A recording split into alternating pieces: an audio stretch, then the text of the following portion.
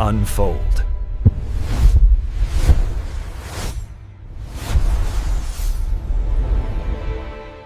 Okay, today we are diving into one of the biggest puzzles in human evolution. It's a mystery that explains something really fundamental about who we are as a species. And honestly, it all kicks off with one simple but totally baffling question. Right, this is it. This is the central mystery. If you think about it from a strict classical evolutionary standpoint, this just shouldn't happen. The whole game is about passing on your genes. So once you can't do that anymore, natural selection should kind of lose interest. So what on earth is going on with us? Why are we the great exception to the rule?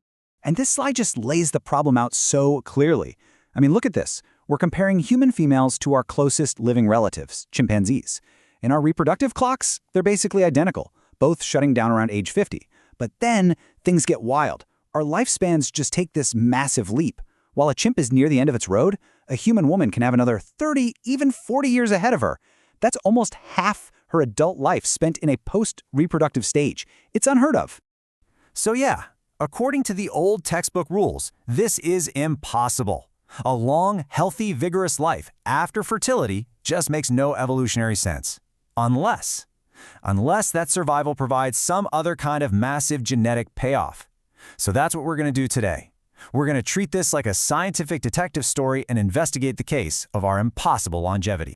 So, who's our prime suspect? Well, the leading theory trying to crack this case is called the grandmother hypothesis. And when it was really fleshed out in the late 1990s, it completely changed how we think about the value of getting older. The core idea is actually pretty simple and, well, beautiful. It says that even if you can no longer have children of your own, you can still pass on your genes by helping your relatives succeed. You can think of it like genetic teamwork. By helping her grandchildren to survive and thrive, a grandmother ensures that her own genetic legacy continues. And that created a powerful evolutionary reason to live a long, healthy, and helpful life well past menopause. And this whole thing creates this incredibly powerful positive feedback loop. It all starts with grandma providing food, especially the tough-to-get stuff that little kids just can't manage on their own. So first, her grandchild survives past that really vulnerable weaning stage. Second, this frees up her daughter, the mother, to have another baby sooner. And what's the end result? More grandkids survive, and they're all carrying the grandmother's genes for living a longer, more helpful life. It's a perfect evolutionary engine. Now look, a great theory needs great evidence, right? So for our next step, our investigation is moving out of the world of theory and into the real world. We're going to go hunting for clues, first among modern hunter-gatherers, and then in a very, very unexpected place, the ocean. Our first stop is with the Hadza people of Tanzania. They give us this incredible window into what our ancestral past might have looked like. And for a long, long time, the prevailing idea was the man-the-hunter model, that big game hunting by man was the key to everything. But when you actually look at the data, a totally different story emerges. Sure, hunting is flashy, but it's super unreliable. The steady, dependable calories that actually kept the group alive, those came from women gathering plants. Okay, this table right here, this is the smoking gun. Just look at that highlighted row for senior females. They are, and I'm not exaggerating, foraging superstars. Because they're free from caring for their own infants, they can focus on digging up these deep, calorie-packed tubers, a job that takes serious skill, experience, and strength. They become a net source of energy for the whole family, pumping a reliable stream of calories directly to their kids. And this food subsidy isn't just a nice bonus. It is absolutely critical. Imagine you're a little kid on the ancient savanna. Once you're weaned from your mother's milk, you face what researchers call a weaning crisis. You can't get that most reliable food source, those deep tubers, for yourself. You're just not strong enough. Without a grandmother there to bridge that nutritional gap, your chance of survival would be, well, pretty grim. So the evidence from human foragers is really compelling. But what if this isn't just a human story? What if nature solved this problem more than once? Well, hang on, because our investigation is now taking us out to sea.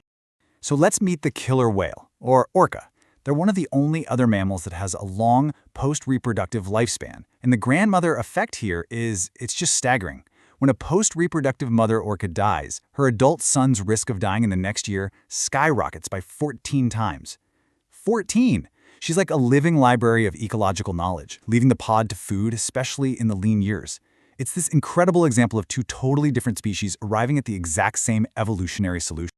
All right, so just when we think we've got this case all wrapped up, every good detective story needs a twist, right? And in 2023, a bombshell discovery landed that seemed to throw everything into question. And the clue came from a very special community of chimpanzees in Uganda. So check out this chart. For decades, we all thought menopause was basically unique to humans and a couple of whale species. But this new study of the Ngogo chimps found that, whoa, they experience it too.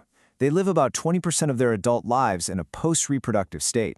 But, and this is the crucial catch, they don't grandmother. The older females don't help feed their grandkids at all. So naturally, this raises a massive question for our case. If a species can evolve menopause without the whole grandmothering package, does that mean our whole theory is wrong? Did we finger the wrong suspect this whole time? Not at all. In fact, this is what's so cool about science. This new clue doesn't break the case, it actually helps us solve it with much greater precision. It forces us to refine the theory, to understand exactly what the grandmother hypothesis explains, and what it doesn't. And here is the key insight. The chimp evidence suggests we actually need two separate theories. One theory, often called reproductive conflict, might explain the onset of menopause itself. The idea that older females stop reproducing to avoid competing with their own daughters for resources. But that theory doesn't explain why humans evolved to live for decades after menopause. That's what the grandmother hypothesis explains. It explains the radical extension of our lifespan that turned old age into a whole new, incredibly productive stage of life. So why do we see this trait in these specific chimps? Well, it turns out they live in a kind of ecological paradise, with tons of food and almost no predators.